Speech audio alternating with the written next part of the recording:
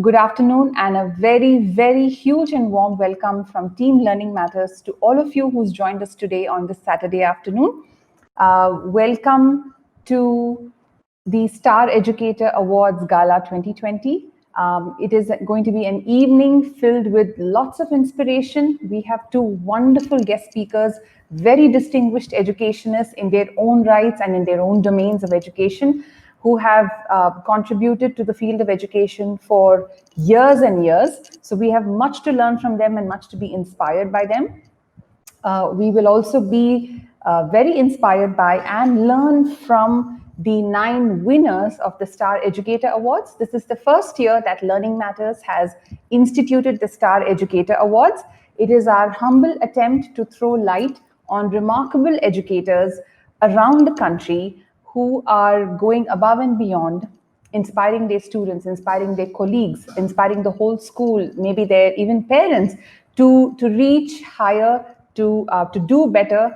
These are educators who truly recognize the inner potential of their students and go out of their way to bring that potential out and to make the students reach heights that they might never have dreamed they could. So as far as the agenda of the session, we will first start off with a wonderful session by our first guest speaker, who is Mrs. Geetha Dharmarajan. Mrs. Geetha Dharmarajan is a writer, social entrepreneur, and an educationist. And apart from all of these, she is the founder of Katha, a 30-year-old non-profit and NGO that focuses on the education of children from poor families. An award-winning writer and storyteller, and you will see for yourself that storytelling is very close to her heart. She developed Katha's unique story pedagogy. It is a copyrighted and a patented pedagogy that blends Natya Shastra, literature, and traditional storytelling practices. She was awarded the Padma Shri in 2012 for her contributions in literature and in education. So please join me in welcoming Mrs. Geetha Dharmarajan. Geeta, I will be transferring control to you now, so please be on the lookout for that. And there she is. Everyone can see me. Yes, I'm sure everyone can see you. Geeta, welcome. It's so wonderful to see you after all the conversations we've had. So we have a lot of curious teachers and educators who've joined in today because we all know with this the new situation that we're all in now with COVID, and everyone keeps saying post-COVID, post-COVID. Yes. I personally don't think it's going to be there's going to be so easily a post-COVID. I think it's going to be a living with COVID world. So there has been a huge paradigm shift in education in the last 4 months, as we all know. And I think, most people say students have been very, hard impacted by this. But we all keep forgetting that it's also our teachers who have been impacted more so than the students, because children are flexible. Children will, adapt to situations. But what about the teachers who are striving so hard to make quality education continue and continue in a way that it doesn't impact the learning? We don't want a learning gap for our students to happen this year, right? So many people are predicting there's going to be a huge learning gap in their skills. So our teachers are working hard, they're working overtime, they are struggling with this online situation. One of the first things I just wanted to start off with is face-to-face interaction, as we all know, is so key to human relationship, right? Meeting someone, being able to see someone, being able to see their expressions and their face, sharing a space with them is so key for teachers and students, and that forms the basis of how teachers and students connect with each other. But in online teaching, while the teacher and the students are able to see each other, the face-to-face interaction, the physical closeness is completely missing. It's at a zero level, right? And this, I think, is proved to be very tough for teachers to handle. What are your thoughts on this? And according to you, what are some techniques teachers can adopt to increase engagement with students? Okay. Thank you. Thank you, Saraswati. And I hope I make sense to all of you out there, but I'm very thankful that you're all here. And I'm basically a storyteller. So somebody up there has to sort of inspire me. So if I don't tell a story, you'll see a blank screen and you'll know that I'm not there anymore. Okay. But I hope that doesn't happen. No, we So, all are hoping that doesn't happen. We want you here in the session with us, and we want to share you to share your expertise of all these, more than 35 years that you've spent in education, and more importantly, with children, keeping engagement. How are you doing that? And do you have any tips for all of us here, especially those who are struggling with maintaining engagement in this online platform? yes. Uh, as Katha, we have been struggling also because we work with 120,000 children, and we work with more than 250 schools, which are government schools and which have been closed now. And so we are looking at a scenario where everything seems so bleak and seems like we cannot manage. Mm. Now, the difference between children who are going into private schools and into government or low cost schools would be that they do not have parents who can support them at home and do things with them. So, we have a double whammy over here. How Yeah. are we going to manage with children who maybe have parents with them and people, elder sisters with them who can go to school and who can do things, and vis-a-vis children who don't have any of these things. So when I look at, what are the things that we need and what are the skills that we need, you spoke about a skill gap and this learning gap that is happening. I think one of the main things that we have done in school, as my friend Kiran would say, is to take remarkable children and make them just markable.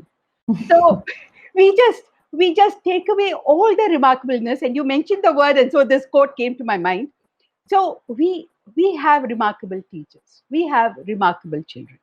Now, where is the space? Where is the agency that we have?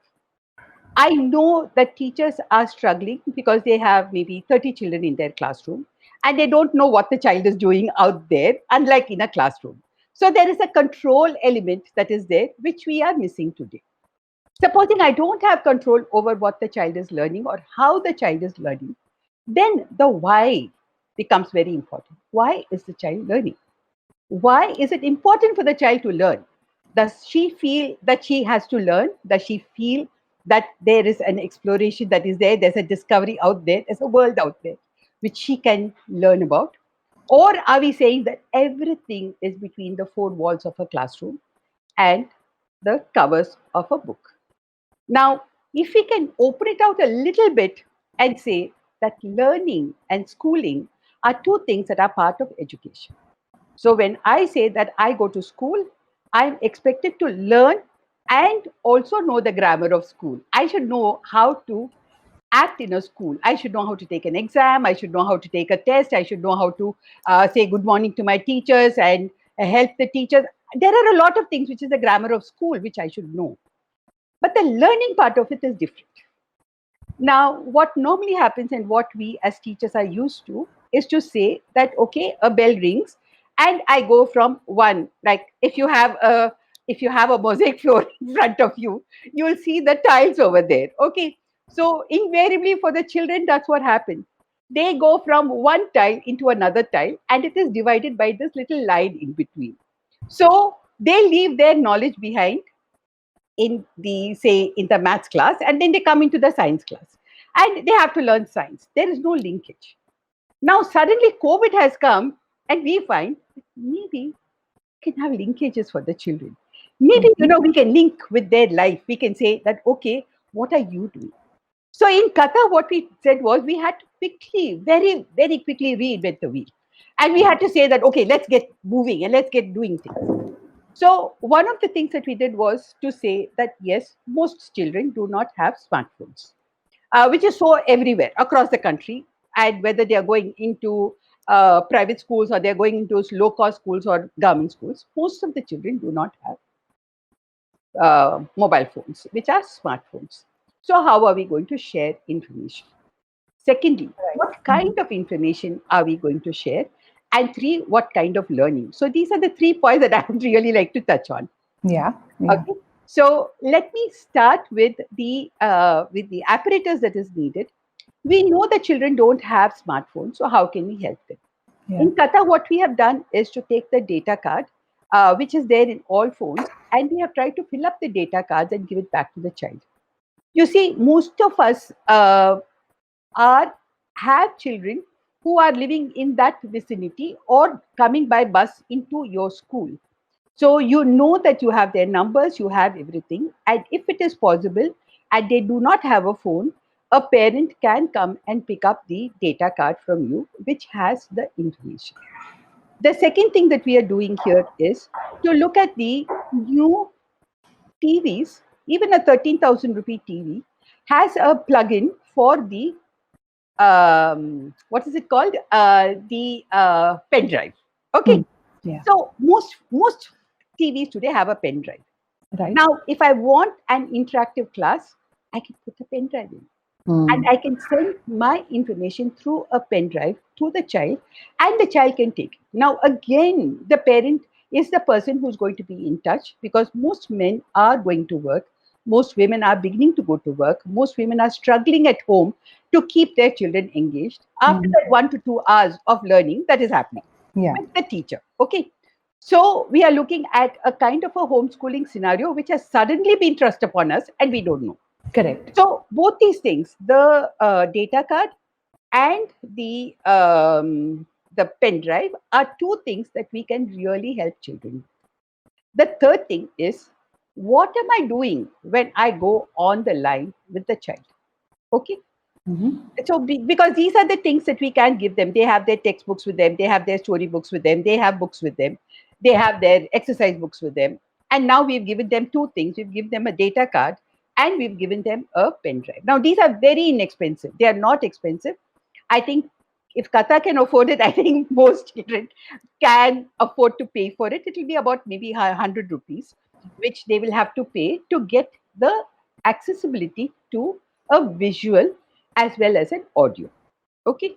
So Okay. this is the card which will convert the ordinary phone into something which has content on it, and which can convert the TV into something which has your content on it. It's not necessary that it is just the television content, but it is your content that you're putting on over there through this little card, the pen drive.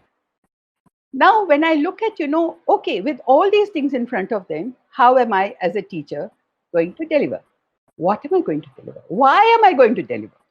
So let's look at the why. Okay. Yeah. Now, a child wants to learn. Every child who's born, even if they are special needs children, are curious.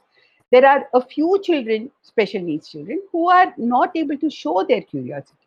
We don't know what's happening in their minds. And there is a curiosity which is born inside of us because the mind is working. And it is the mind which is important. Now, what happens when I tell a child to do something which I want happening, then that curiosity which the child has, that imagination that the child has, sometimes gets shut. And we are not able to touch that. Right. So I am saying, okay, bache, ye wala cheez aap karna hai, and I am giving out something for 30 children to do. Now, in Katha, what we've done is we've turned it over. We have said, okay, so I am going to say, okay, we are going to be talking about geography. Okay, so in geography, we are going to be looking at, say, Delhi. And we know that Delhi maybe grows certain grains over there. So we are going to talk about certain grains that we are growing in this area of NCR. Okay. After that, we leave it to the child. And so what are we getting? We are getting a rap song from there. We are getting two siblings who are putting up a play about saying that they are going off for a hike and they've gone and seen this field and they picked up the flower. They say, ye hai mustard seed. So they are coming up with things that they have seen and they have discovered. Because even within the house, there are things that children can discover for themselves which they have never seen. If That's they are true. Yeah. allowed into the kitchen and Right. you tell them, for instance, we taught them how to make upma, which is very simple. Okay, very, very simple. And any child can make upma. So we said, okay, have your parent or a sibling with you, elder sibling with you, and make this upma. And then take a photograph of it and send it to us. So many of the children who were able to send us a photograph of what they had cooked. Sometimes the upma had more water in it, sometimes it had enough water. But the fact is that the children were learning. So why are they interested in learning? They are interested because they are doing something which excites them, which incites them to go further and learn more. So can we do something like that in our classrooms? How do I link my NCRT learning, which is actually a agglomeration of knowledge put in a certain format, in a certain form, and into a certain utensil. Okay. Mhm. Now, when I say that we can change that and say that I can talk about vehicles, for instance, in class one transportation, and I'm looking at the plane which is flying over my head, and I'm telling children, okay, dekho, what is flying on top of you? Parents can do it, teachers can do it. Teachers can have a workshop with parents and tell them, just look at the things which are around you. Please, I know that you're frustrated. We all know that parents are frustrated. They don't know, they've not been, trained to be teachers. So Right. they think that, ye wala mera kaam nahi hai. Why should I be doing this? Okay. Right. But supposing we tell them that this is something that you can do, which will keep the child occupied for 1 hour while you go and take rest, or 1 hour while you're cooking, or 1 hour when you're talking to your friend on the phone, I think they will like it. So these are the ideas. So what we have done is we have given our children small projects that they can do in the home, in the home, even if they are not able to go outside at all and they are stuck within the home. For instance, Katha has started this Audible. Okay, most of you will know about Audible, which are recordings, audio recordings of stories. Now we are doing it through children. So the Hindi recordings are being done by children who are in our Sharnama group, a group of children who are storytellers, and the others are going out to other children who are finding a lot of music and all kinds of things to put into it. So if there's a snake coming in, they'll say, and there'll be some music in the background, and then there'll be the sounds of people crying or laughing, and they bring in all this because everything is available free on the net for children who can afford it, who have an internet connection. Mm. Now what we did was we said, okay, it looks like the father has the phone, which is internet linked, or which has connectivity, or which is a smartphone. So we went and found out, when is the father at home. We shifted our teaching hours to a time when the child could have the phone and the father was at home, so that we are able to connect with the child during the time when the phone is available for the child. Okay. Okay. Yeah. So I think, these are things that need disruptive innovation. I Mm. think each one of your teachers, who's a remarkable teacher, each one of the teachers out there who's listening, is remarkable. You are what we call in Katha, it's active story based learning. It's active story based learning. It's not activity based storytelling. It is active. It's using the mind, keeping the mind active. That is active story based learning. So when I say that, we can keep the mind of the child engaged with all kinds of things, then my world opens out suddenly. I'm no longer stuck with the textbook. I'm no longer stuck with, exams. I'm no longer stuck with, what has to be done within this day. There is no such thing as homework. I think I have suddenly bereft of all the surrounding, you know, support system that I had built up over the years. And suddenly Yeah. I find I don't have any of that. So when you're creating it new, I think story and storytelling become two things which you can have, which you can convey. So when we finish with the why the children want to learn, I want to go into the how and the skills that we need. Okay. Yeah. Now, when I'm looking at skills, you said that they are not able to see and they are not able to. Supposing now I just switch off my camera, I'm Mm-hmm. switching off my camera, and you're only seeing this, you can still hear my voice. You can hear my laughter. You Yeah. can hear my laughter, right? You can Yes. see Yes. that there is a high, there is a low, there is something. I'm very excited. I'm sure you can see that I'm dancing over here and I'm doing things over here, which is saying, oh, I'm so excited about it. I'm seeing trees in front of me. And I can see this little butterfly which is going in front of me. So I'm able to talk about these things to the child. Okay. Now, you don't need me. You don't need me. You don't need the teacher. You need the child to be present wherever she is, right? Mm-hmm. She doesn't have to be present for the teacher. She has to be present for herself. She has to be occupied. She has to be able to discover for herself. So when I say that storytelling is nothing without a story, how can you tell how can you tell a story if you don't have a story?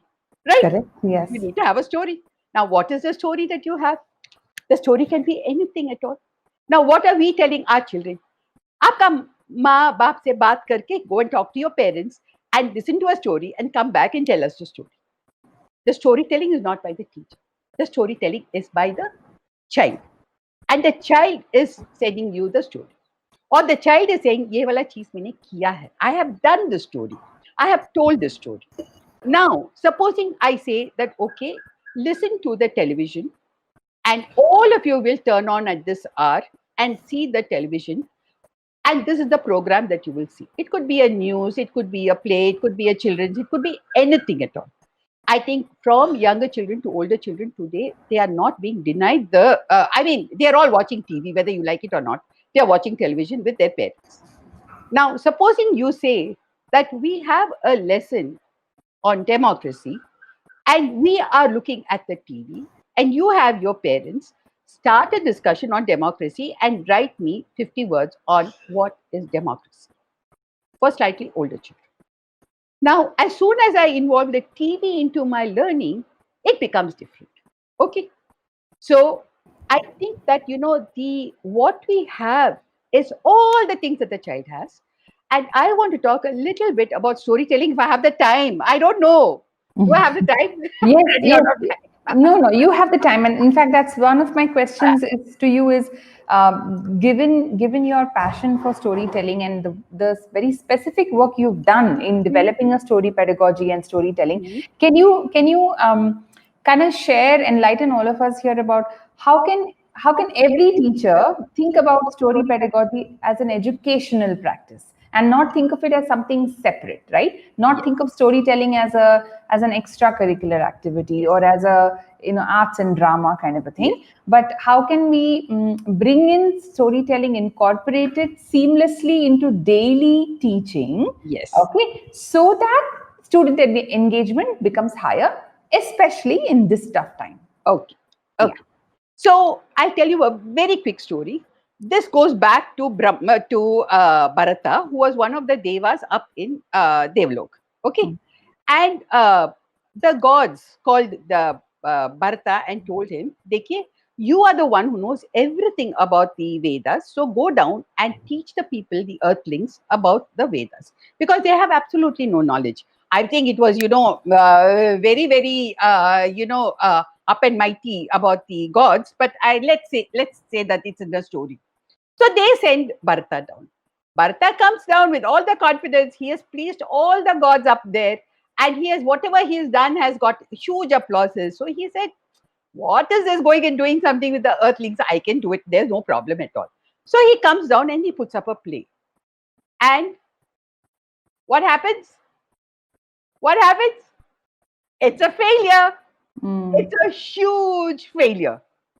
And Bharata is stunned and he is angry and he's frustrated. And he says, "How can I not please the earthlings when I could please the gods? What have I missed out in this?" So he goes into deep meditation, he goes into things, he starts examining himself. And I know that this is the way the teachers have a problem because I can't get the answer from you. I have to give you the answer, right? So I'll tell you that after all this, he said, "Oh my God, I did not know my audience. I Correct. did not know my child. As a teacher, I did not know who is my child. What is my child wanting? What is she excited about? What इच्छा क्या है? इनका सपना क्या है? What does she want to be? What does she want to become? And what is her secret desires inside her? Is it that, when she gets a minute, she's sitting and drawing or doodling? Is it that she is sort of writing a story? Is it that a haiku that is interesting her?" So there are lots of things that children do which teachers don't know about. When I don't know it, we become like Bharata. And so we get Correct. the story right from 2000 years ago because the Bharatanatyam Shastra is a collection of a lot of writing that happened a long time ago, maybe over 5,000 years, but which were collated. And we have the first treatise on, people say, on dance, on drama, but I would say it is on communication. Because Okay. I believe that the Bharatanatyam Shastra is a document on communication. So No. when you look at me now, I keep using my hands, I keep using my face, I keep Correct. using my eyes. Okay, I'm using Vakabhinaya, which Bharata talks about. Okay, my voice. How am I using my voice? I sometimes become very low. I sometimes become very high. I'm Correct. getting very excited. So my voice is getting a little gruff. So I'm using all these techniques which Bharata talks about, which is Vakabhinaya. Correct. I'm using my Mukha Abhinaya, my Mm-hmm. cheeks. When I laugh, my forehead is coming together, my cheeks are going, and my eyes are smiling. Many times I've seen, people who smile, but the smile doesn't touch their eyes at all. Right. So they just their mouth is smiling, so I know this is not real. It's just not real. Okay. So they're smiling. You go into Air India, they say namaste, namaste. And I know they are not saying namaste to me. They have to do it because they have to do it. Okay. Correct. Correct. So we as teachers can't do something like that. So when I started looking at what is our experience working with children, because the Bharatanatyam Shastra is something I wanted to do my PhD on. Then I've been dancing since I was 6 years old, I think, like all South Indian kids. I started learning Bharatanatyam and music when I was a little kid, even before I got interested. And then I got wildly excited about it. And then there was a time when I said, maybe I don't want to do anything else. And I just want to be doing dance. Okay. So Right. that's the way passion grows. And passion is what we want from our children. And Correct. story pedagogy grows that passion. So, story Okay. pedagogy is divided into 5 steps. Mhm. Okay, with the sixth, which is just outside of it, but I'll mention the five and then the sixth. The first is the philosophy. We say that content and what I'm teaching is very important. Ours is dependent on what we call a me we ideology. The Me, we. me Okay. and the we. Okay, Okay. the M, you turn it around and it becomes Yep. a W. Yes. Okay, so we are saying that I am important. I need to reach my goal. I need to reach wherever I want to go, but I need to take others with me. Because a society is made up of strong individuals, and I am that strong individual, and Mm. I can create other strong individuals. So, this thing of caring, of sharing, is Mm. at the bottom of all the things that we do. Okay. Okay. So, it is a me we ideology that we talk about rather than saying that I will become a scientist or I will become this. I will, because that's going to come. Correct. Then we look at the content. The content is absolutely in our schools, we've never had textbooks. Right from 1990, when I started, to now, we don't have textbooks. Our Correct. children have gone into the administrative service, they've become doctors, they are working in IBM, in Citibank. They are extremely good chefs, and they are heading art departments in global schools. They've even gone outside India. We have a lot of children who have gone outside India, thriving in Europe and in Iceland and in the Middle East. That's So it wonderful. is not a question of whether you have a textbook or you have a storybook. With the storybook, you have the child. It becomes child centric. Okay. Mm-hmm. Because the child is choosing the story and then the teacher is adapting herself to tell her science or her maths through that story. So, for instance, the second thing when we are looking at it is the curriculum.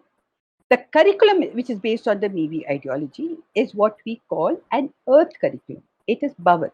We are saying it is very important in today's world to look at global climate change, to look at what is creating the earth stress. So, all these things, whatever you learn, whether you're learning science or maths or this or that or anything at all, there is at the back of it, we have what we say the creation of geeks. A Mm-hmm. geek is somebody who is aware and celebrates, applauds gender, Mm-hmm. earth, equality, and kindness. If Kind. I can do this, then I'm a geek. Mm-hmm. Okay. So, more and more children becoming geeks will make our society a more equitable society. Now, when you look at our country, we are saying we are going to be spending trillions of dollars on building these huge infrastructures. Now, who's going to work in them? Supposing I know English and I can work over there, I definitely need somebody with me to operate my computer or to operate my thing. Something has gone out and it's not working. I need somebody to come and quickly repair it. So it's Correct. not like, we can say, I am not talking about our children in poverty working at low grade jobs. Correct. I'm saying they are professionals in their own way. We are all professionals. Okay. Right. But as a professional, we have different levels of professions. Everyone doesn't have to pass an MBA. If I'm a doctor, then I need the MBA and the MBA needs a doctor. Okay. So, what is the content that you have, and how can we have the geek as one of the main things that we are talking about in our lessons that we are doing? Okay. From this, we come to the classroom, and in the classroom, we talk about active story based learning. We have what we call story stations, and we start with the story. Supposing I'm talking about Queen Razia, for instance, and how Razia sort of becomes the queen, and then her brothers all uh, come down on her, and they sort of give her trouble, and she has to escape through an underground passageway to get out of the way of her brothers. Then that becomes the story that we have. And from that, we are doing time and distance. We are doing time and work. We are looking at, uh, governance. We are looking at how does a king rule? How does a government work? What is a civic society? What is civics itself? We are looking at geography. We are looking at distances. We are looking at just about everything. We are getting a historical culture linking happening. We are getting the Mughal period being connected through Razia, and we are not really talking about going bang there and talking about wars and dates. We are giving them a story, and Right. that story is exciting. Okay, Right. so the active story based learning ends with what we call tada, that moment of discovery that every child is now using, every teacher is using, I think. Tada. What does Mhm. tada mean? Tada doesn't mean that I've just discovered. The discovery happens because I have been thinking, asking questions, discussing, acting, and achieving. So ours is a TADAA, tada. Now, Okay. yes, so if I can help the children to discover on their own, and they're studying on their own in their homes, then this is what a teacher can give them and say that, listen, I want you to do a tada on leaves. What is a compound leaf? What's the thing? Go study the leaves and do that for me. I want to do a tada on clouds, and tell me what kinds of clouds you're seeing. Draw it out for me and send it to me. Okay. Now, when we start doing things like that, then there is a self learning that happens, and your remarkable children remain remarkable. They don't descend, and they don't get humiliated, and they don't lose interest by becoming just remarkable. Mm. Okay. Mhm. And from this, we take our assessment. The assessment is called Ruchi, okay, in Katha. Because always the teachers will come and tell me, दीदी बच्चों के लिए रुचि नहीं है. क्यों रुचि नहीं है? पता नहीं दीदी, रुचि नहीं है इनके लिए. So I always say ruchi comes from meaning, right? Mhm. When I understand something, I get excited about it. Correct. If I understand a story, I'm excited about that story. I'm telling my mother, read that story again for me. So many times children go back to the stories that they know and they love. And that's because they understand. Correct. With our textbooks, they don't understand. So ruchi nahi hai inke liye. So when you talk about Bharatanatyam Shastra, he calls it rasa. He Mhm. says that, the performer has the space for performing, and the audience is the rasika, because the performer has built a rasa, a field between the student and the teacher here. Right. That field is called the rasa. That's the rasa theory, very, very simply put. Then the child becomes the rasika. Now, if you're listening to me, it's because there is a sense of rasa between what I'm saying, how I'm saying it, and that is exciting me. Otherwise, by now, you would have left and gone. You would have said, Ye kya baat hai? I'm not interested in this. If you're still there, it means you are a rasika. Now, when the child starts talking, the child becomes the performer, and I, as a teacher, becomes the rasika, right? And it's a different way in which this rasa is being built. So the teacher is listening and saying, Sabash, beta, how lovely, how nicely you explained this. And then you're asking somebody a question. I remember when I was in Harvard, the teacher used to just disappear below the benches, and he will just allow us to be two students standing up and talking, and he will say, okay, so Geeta has this point, and he will just disappear, and there'll be somebody else giving an answer. Now, we can all do that. We as teachers can be invisible. And that is the choice that we have been given by COVID 19, to Hmm. be that invisible presence in the life of a child who can inspire, who can excite, and who can get them to discover the world for themselves. And when you come to assessment, I am telling you, they will do extremely well. They will be able to read, write, and what we say, the LSRW. Okay, so we in Katha, over the last 25 years, we have got an LSRW. So what is that extra S over there? We say speaking is not enough. You want storytelling for the children, because storytelling leads to communication. Okay, so when I tell a story, then whether I'm standing in the bus stop and talking to a stranger, whether I'm addressing a group of people as the CEO of a company, or I am settling a labor problem that I'm having in my company, storytelling is what gets needed. To know how to look at a beginning, a middle, and an end, how to plot it, how to bring in the characters, and how to give a setting. So we teach our children how to tell stories and to be a reader leader, because a reader leader is able to tell stories. I've run out of time. Thank you. No, you've not run out of time actually, but I mean, I personally was totally spellbound. I loved all the different abbreviations and acronyms you all have come up with and you have come up with. And I'm sure there are many people who want to know, apart from the LSSRW, if you could quickly just run us through what is the full form of geek again, because I know there are people talking about it on chat and saying what a wonderful positive interpretation of geek. So could you please repeat it for the benefit of everyone? Gender, Gender, earth, okay. equality, Equality, kindness. kindness, okay. So a geek is someone who shows respect and who shows empathy for these four qualities, isn't that? Yes, Yes. and who appreciate and applaud all these qualities. All these qualities. Yes, And the next one up, which you have to tell us, is the expansion of TADA, which is TADAA, correct? yes, Yes. TADA. Okay. It's think, Think. ask questions, Mm-hmm. discuss, Mm-hmm. act. Act Act. is where your LSSRW comes. Correct. Okay. Correct. So you Yes. have to do all these things. You have to do the listening. You have to listen to yourself. You have to listen to other people. Sometimes we teachers don't listen. I mean, that's a problem That's that true. all of us. That's true. That's Okay, true. we don't listen. Yeah. So listening, we have Mm-hmm. to listen. We have to speak, and Mm-hmm. we have to storytell, Story tell. and then that becomes an act. So that Correct. act could be a play that they are putting up, it could be a screenplay that they are writing, a script that they are writing, it could be a photograph they are taking, it could be a story they are writing, a poem they are writing, an essay they are writing. It can be just about anything. Mm-hmm. It can be Okay. in science, it can be in maths, it can be anything at all. That is the whole act. But achieve has to bring in the maybe, it has to bring in the ability to care and to think about the other. Okay. So we have to move beyond what all of us see in a classroom.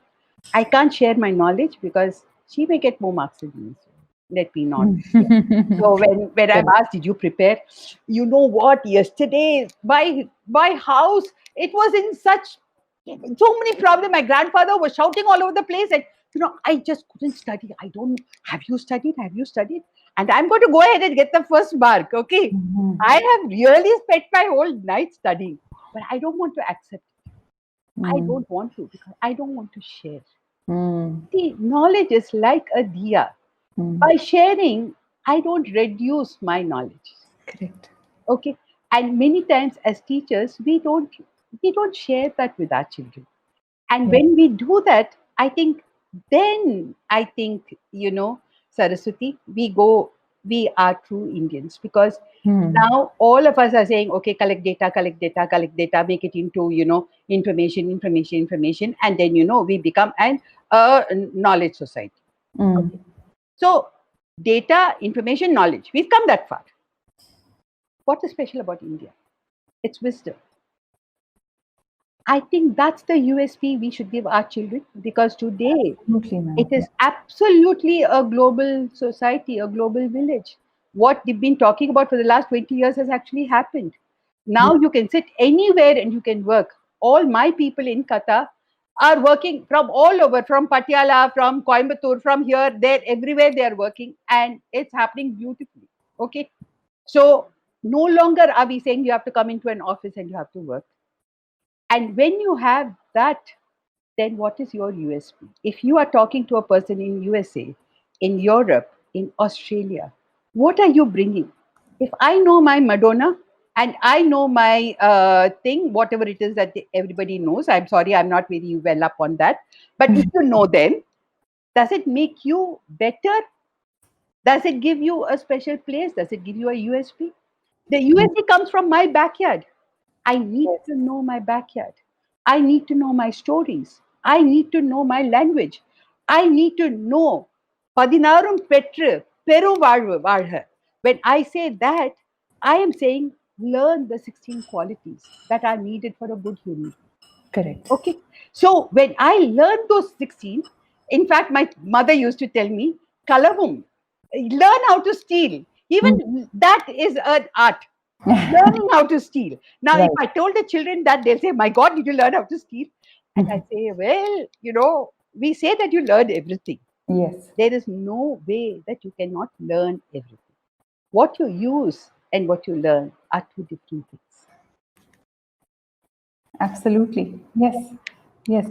So, before we open up the session to our wonderful audience, who I know they're all getting goosebumps and getting super motivated by all that you've shared with us, I created my own little summary of all the wonderful things that you just shared with us, Geeta. So, one thing is, I think what struck out for me is the fact that teachers are performers in more ways than one. Yes. And the more a teacher is aware of this, right, that he or she must perform in order to engage the children, in order to inspire the children, I think that is something we many teachers do forget in the daily humdrum and the routine and all that they have to do.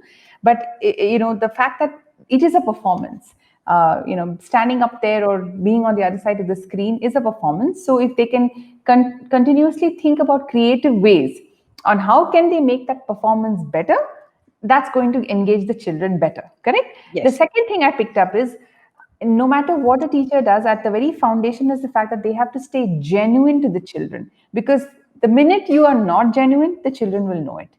And whether that's it's face to face or in an online platform, they will surely come to know that. So that is another important thing, of course. And the next two are things, we all know as educators, but I think sometimes we do forget. The third one is that a teacher must know their students, right? They must know what is it that engages the children, what is it that captivates each child, and if they can then use that Mm. to get through to them. Correct. And then fourth is, of course, communication. Communication is all important. Now, of course, teachers are blessed because they have a variety of medium in which to do that with their students. And earlier, we were telling the students, no phones in the classroom, no laptops. And now we're saying, no, no, no, no, bring everything into the classroom. You need everything to learn. So teachers actually have a plethora of strategies to stay connected. And finally, the point that teachers sometimes have to become invisible in the classroom. And I know that's something that's very new to many of us here. And when you said that, it was such a surprise to hear that, right? So a teacher has to be invisible. If I could ask you to just talk for maybe 2 minutes on that, little more on what is the benefit of a teacher becoming invisible and how does that help students, and then we'll throw open the floor for questions. And audience, please remember that you can please start sending in your questions, so that by the time Geeta is done talking about the invisible teacher, we can have questions from all of you that I can ask her on your behalf. Yes, go ahead, Geeta. The invisible teacher. Okay. So, well, the teacher is visible, very much visible, Yeah. because the teacher is standing in front of you. And as a class in, sorry, I'm repeating this word. I'm not trying to, what is it? Get names in here. But I am talking about Harvard University, where we used to have three boards.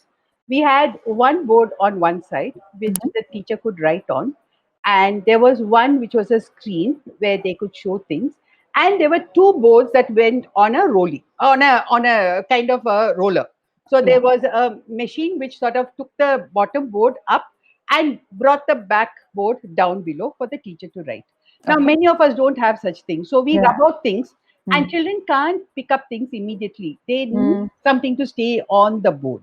Yeah. The second thing that the teacher used to do was, again, making the word more important, when we started talking, he would put something which in his mind was the story. So he would form the story on the board. So what Geeta says, he will put on the left hand side of the board, for instance. What Saraswati says, he put on the right hand side of the board. What, Razia is saying, he'll put on top of the board. And what John is saying, he'll put on the bottom of the board. So he is placing these facts that we are giving, and it's always a discussion. You see, the lecture is just a few minutes, and then the floor is opened up for discussion. Right. And this is what our Professor Austin, for instance, used to say, that he was teaching two groups of us, two groups of students. And he said each group was given the same question and they came up with a completely different answer. That's Okay. because the teacher was not guiding it. The teacher was invisible at that point of time. And the teacher was allowing the discussion to happen on its own.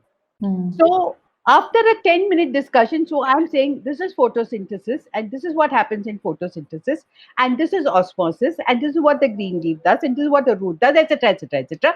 I've explained it. Now I'm going to leave it to the child. I can finish my photosynthesis in 10 minutes. I don't have to take. So we have in Katha what we call a 30-30. 30 minutes is the time that a child can focus on what is happening. We can't take more than 30 minutes. Now, if I'm going to take 30 minutes and I say 10 minutes is for my presentation, 15 minutes is for my discussion, that is where the invisible teacher comes in. Okay. Because during those 15 minutes, the students are writing, the students are talking. You can make them into groups, for instance.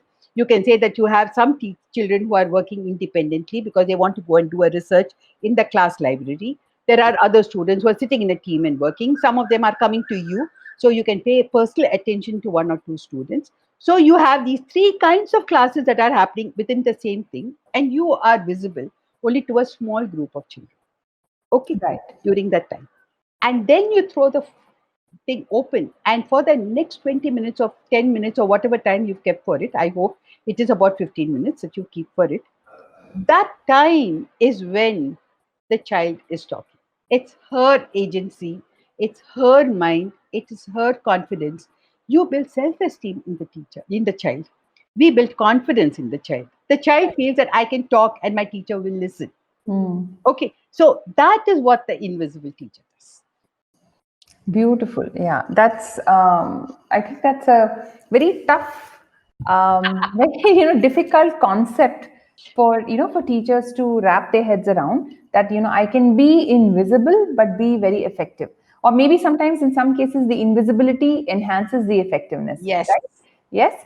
So, but I think these are things that all educators can indeed learn, and indeed slowly practice these techniques. How to be invisible, how to kind of let the students take over the classroom, give them the power for some time, and only make them more effective, right? Yeah. So wonderful. So a quick check to see if there are any questions. So we have one question from Saili Vankar.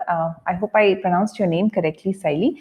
Her question specifically is how to manage anger in teenage. She says teenage girls, but I'm also I'm going to extrapolate it to probably negative emotions in students who are the older students, the teenager students. Yeah, Geeta, do you have anything that you can tell us about that? And how at Katha, how do you all specifically work with teenagers who have their own set of emotional issues that they're working through? Yes, all teenagers have that. And I remember 1992 when we had the Babri Masjid. And Uh, it was not just teenagers, having their normal problems. They also had this stupid politics thrust upon them. no, yes, yes, And, they were all sitting on the wall, and whichever rabble had the louder voice, they were listening to that. And so, inter-community. And yes. earlier to that, they were all united by poverty. They would Mm, all come together. And when this happened, it was the youth who got affected the most right. because they just did not know why and what was happening. and they believed everything. They had not built a worldview for themselves, a Correct. belief system for Exactly. themselves. Exactly. So without that, it became very difficult for them to understand. Now, in Katha, of course, we have a co-educational system, so this keeps happening. We keep having girls who are getting angry, and sometimes girls, think differently. Sometimes boys think differently. They don't understand one another. At that age, there are a lot of other things like physical attraction that comes in the way of these things that are happening. So a fight or anger is not just anger; it is starting somewhere, Mm. and that start is what a sensitive teacher. So I think teachers need to be sensible and sensitive. We Mm. need both these qualities in a teacher. So Okay. when I am sensitive to the child, then I realize that this child is getting angry because I've noticed that there's a little mark on her hand which Mm. looks like a burn mark. Now, as a teacher, I need to be observant. I Mm. need to hear things properly. I need to listen. I need to see. I need to use my five senses very, very nicely. Right. Because a problem is not just a problem. It's not, it's like a fever. There is an underlying condition which is creating the fever. The fever is just the first visible sign of Correct. something happening in my It's body. the manifestation. Yes. Yeah. It's Yeah. the same thing with anger. Anger Mhm. happens because there is some frustration within me which just comes out like, the pressure cooker poof, blowing out. Mm. And that happens because there is something else that's happening.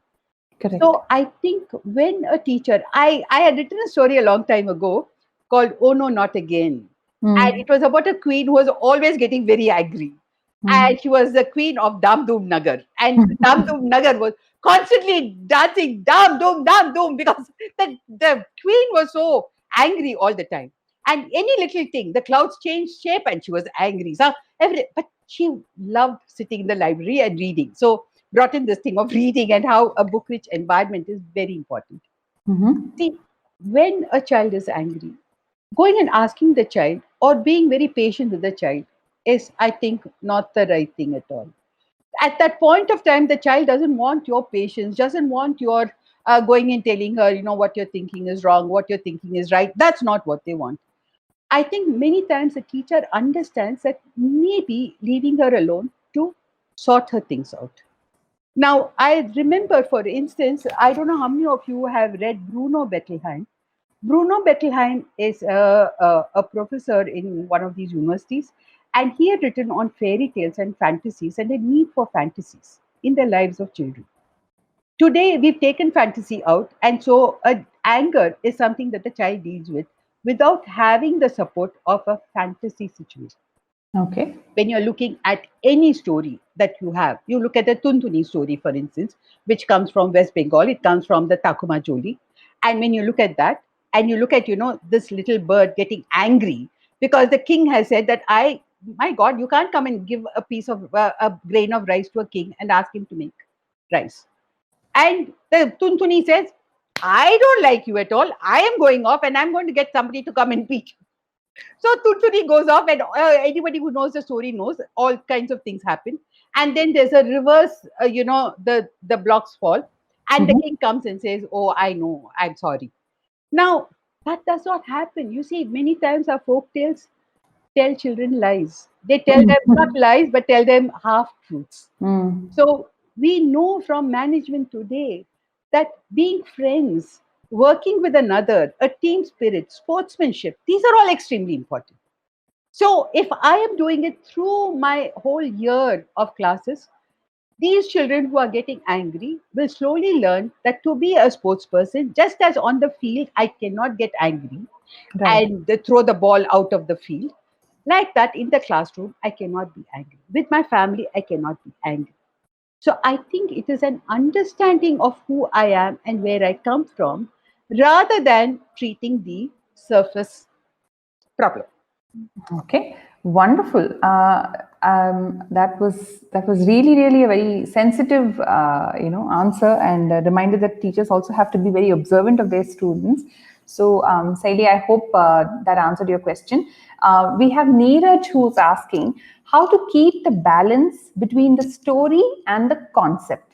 Sometimes the story is just used to teach a lesson from some subject, and the story gets almost lost. So, how can we maintain a balance so the story comes through as powerfully as the concept that will be linked to the story? This is what Neeraj wants to know. Okay. So in Katha, we say the concept is actually the big idea. So whether I'm teaching science or I'm teaching maths or I'm teaching sociology or literature, I have a big idea that I want the child to understand. This is Mhm. what we talk of as the outcome. This is not the output. The output is different from outcome, as all of us know. Right, So this becomes the big idea that I want the child to carry. Now, the output is something which will help a child to write an exam. The outcome is something that's going to be lifelong learning. right, So it is a life curriculum rather than an exam oriented curriculum. right. So when I am telling the story, as a storyteller, I always decide before I go into the classroom. I have to tell you about another teacher that I had. And I'm sorry, I'm going to throw names. But when I was studying at the University of Pennsylvania, I had this teacher who was teaching me philosophy. Okay. And this teacher would come in and he would be old and he'll be bent and he will come in and we are wondering now which philosopher are we going to talk about? Right. And he's saying talking about Aristotle. And because they only talked about Western philosophers. So, he would talk. So, from the way in which I carry myself, again, in Bharatanatyam Shastra, we call that Aharya Abhinaya, Mhm. Aharya Abhinaya, and Anga Abhinaya. How do I use my body and how do I use my surrounding? Mhm. Now, a teacher has to use the surrounding and be prepared for a class. So, Right. when I am prepared for my class and I know that this is the big idea I want the child to carry forward, that a tree carries all the parts together, everyone works together to make the fruit happen through the butterfly coming and pollination. Mm. Pollination doesn't happen on its own. The flowers don't come out on their own. But from the root, from the smallest of roots to the smallest of the leaves on top, they all work together. Leaves actually shift to give space for another leaf to get sunlight. Okay. Right. We know all these things. We know how nature behaves. Okay. So when I know these things and I'm putting it up on the board and I say that from the leaves and from osmosis and from all these things, there is a outcome that I want and an output that I want. I want the child to remember osmosis and chlorophyll and all these things. But I also want the child to know that this is teamwork. Okay. So constantly there is a way in which the concept or the big idea is not always something that is only the subject matter. Mm. There is a subject matter and what we call an invisible curriculum. The Right. invisible curriculum is gender or earth or something like that, which you want the child to know through the conduit of the textbook and the textbook knowledge that they have. When the teacher is clear on these things, then the story that the teacher is going to say in the classroom focuses on the big idea, the Right. big concept. Okay. But the teacher has to work on it. Outside, they work 8 hours for every 1 hour of class. Mm. And here, we just repeat. I'm sorry, all of us do it. We all repeat what we learned. And, we come back and we say, aaj kya karna hai, aaj kya? Oh, theek hai. So I have to go there and I have to teach this thing. And I go there and I teach it. No, there's preparation. I have Mm. to know my child. This child is different. Last year's fourth was different from this year's fourth. Correct. So, yeah, I think it goes back to storytelling. Absolutely. Wonderful. Thank you. And I hope, Neeraj, I hope that answered your question. Lopamudra would like to know, ma'am, what is your take on the importance of visualization and imagination in learning, especially during the growing years? Okay. Visualization and imagination in learning. Yes. Now, I've heard arguments on both sides. Katha believes that books are very important for children and visualization is very important for children. Again, I would say it goes back to Anukarna and Anukriti. Now, Anukarna is when you are imitating another person, and many children are. They imitate their teacher, for instance. My teacher wears a bindi like this. I want to wear a bindi like this. My teacher wears a yellow dupatta. I want a yellow dupatta. the teacher walks like this, I want to walk like this. So there's a lot of anukarna that happens. Anukriti comes after that. Okay.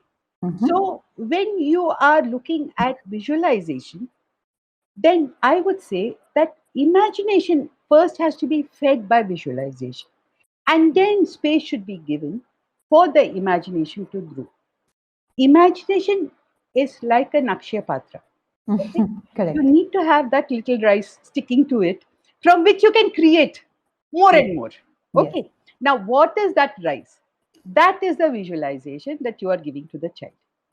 Now, I know that too much of visualization becomes a problem because you fix a character and you say a tree is like this. And I've seen many teachers who say that a wave comes like this and a wave does not go like this. Now, a wave goes like this sometimes, a wave comes like this sometimes. We cannot tell children that, there's only one way in which a tree can be drawn or the sun can be drawn. Correct. But Correct. many times we make that mistake, especially with preschool children. So the house is only that little triangle with a square and two little Correct. windows. And I remember when I was teaching in Avai home, which was, in Chennai, I remember that the children said, we don't know how to draw. And then, slowly, they started drawing. And I was working with them as a volunteer. And, then they said, உங்க அம்மா என்ன போடுவா வீட்டுக்கு முன்னாடி கோலம் போடுவா. So நீ கோலம் போடுறியா? So okay, I'll draw a column. Now, to draw a column, they have to know where to put the dots. Then they have to go back and learn from their mother. How do I do a fully column? So, what happens is that imagination is not something that just the teacher builds. Imagination is something that builds. Imagination is something that the child has. So we start with that as the Akshaya Patra, and we feed that imagination with visuals, with words, with what they see outside, with what the family brings in. The I plus one, remember that all of us have learned as teachers. So the I is important, Yeah. and the child's knowledge is important. Absolutely. Yeah. I think, Lokomotor, that was a great question about imagination and visualization. And I think Geeta's response was also great. And I think it's especially in these times when teachers are, racking their brains to see how do I keep my students with me, especially the older students. Actually, it's a problem even with the younger students, I would say, because the younger students are not used to sitting in isolation and looking at their teacher and looking at their classmates. They become more interested in seeing what is that classmate doing, what's that behind her, she has a new toy, what's that behind them. And the older ones, of course, are, they are uh, from a developmental level, they are able to sit and pay attention, but then, distractions are there for them as well. So if a teacher can very meaningfully employ visualization and to feed children's imagination, I think they can do wonders even in the online platform. So thank you so much. I'd like to just say one thing in Please, answer please. to what you had said now, Saraswati. Yeah. That I think more than 1 hour of internet teaching is more than what you should be giving your child. It does not work. It works reverse way if you give more than that. So if you break it up into 2 half-hour sessions for the child, it is much Right. better. And then allowing the child to do a project on their own, and the next time you go there to tell you to read out something they've written, or to tell a story, or to enact something, I think is a much better way. And all over the world, the studies are showing that long hours of distance learning is not working to the in the interest of the child or the teacher. Okay. And Right. secondly, I would like to say, I mean, in Katha, we have been doing a lot of workshops on this because many non-profits have been coming to us and asking us, "Isko kaisa karna hai? How do we carry this thing forward?" Because everyone has these problems. Right. So we have a 300 million challenge, and in the 300 million, I'm sure your audience knows there are 150 million, 50% who can read, and 50% who cannot read. If a child who can read helps a child who cannot read, it actually enhances their ability to learn, because we all know that teaching is the first way to learn. When I teach a concept to a child, I learn. So this Right. allows the child A to talk to other people. It allows the child to revise whatever they are learning and to share and to care. It creates a equal society. It creates So if anybody out there thinks that they can inspire one child to help one other child, then we can have an India that we can all be very, very proud of. Okay. And I Perfect. hope it happens with your teachers. Perfectly correct, ma'am. That's really wonderfully said. So, I just like to share something that one of our attendees, Mr. Chandrasekhar Balachandran, has shared. He says he doesn't have a question. He's just sharing that his high school social studies teacher would teach them with a lot of stories. Most were his own made up stories to illustrate processes, especially in history and civics. And he would have us all in splits, he says. But we would learn the topics very well, and I still channel him in my own teaching. Teachers also have to be performers. We need to loosen up a little, and this is exactly what you have also been telling us. And thank you so much, Chandrasekhar. That really resonates very well with me. Teachers do have to be performers, and yes, the more we can loosen up in front of the students, I think it's only that much more beneficial for the students themselves.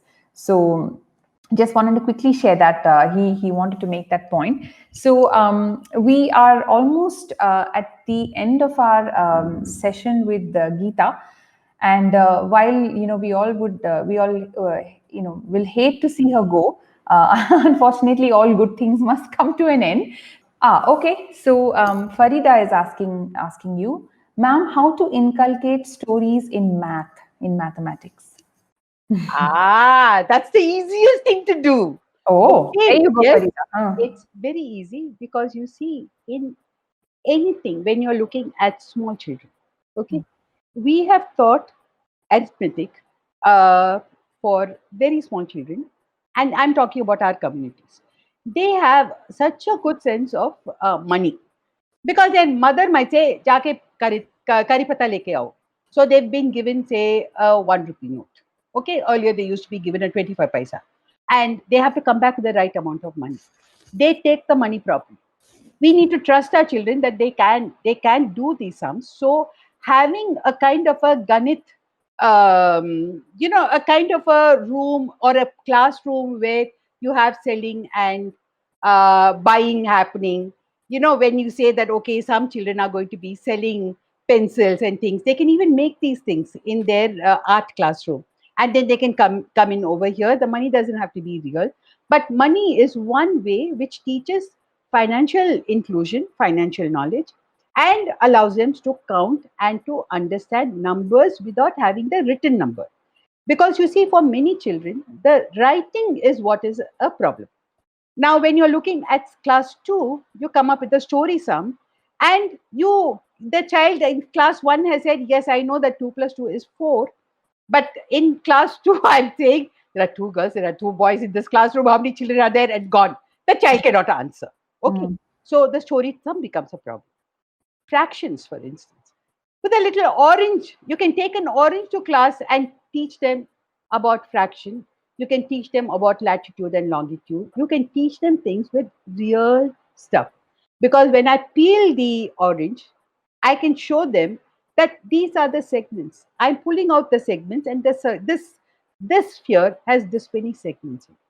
So I think, when a teacher starts using her own things that are around her to show the child what has to be learned, like mm, time and distance, for instance.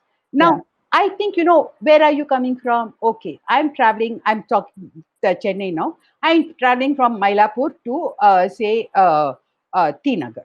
Okay, so what is that distance? How much time did it take you to travel? Now I'm going to give a time and distance sum, where each one of you is going to take your home and the school and come up with your answer. Mm, Okay. Now, time and distance doesn't have to be like, for instance, I have found that when we are doing time and work, we've been able to talk about gender. Yeah, always time in work is, there are 5 men, digging 10 holes. How much time? That's the normal thing that we do. Okay. So in Katha, what we say is that there are 5 women who are planting 20 trees. Now, how mm, many trees can they plant in 1 hour?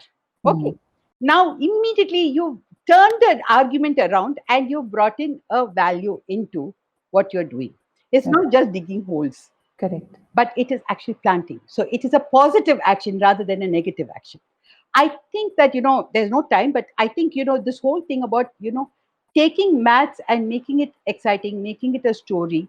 Like if you take Ramanujan's story, for instance, how he went, what he did, bring in the real life story of a scientist and then move from there to the concept.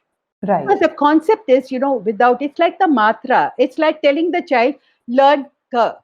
Why should the child learn ka? But if I know that the story has Kamala and Kamala's name starts with a K, and this is the story about Kamala, and Kamala lives in Kirti Nagar, so I get the key over there, then I am getting the child to know something without actually thinking, oh my God, I have to learn all these things.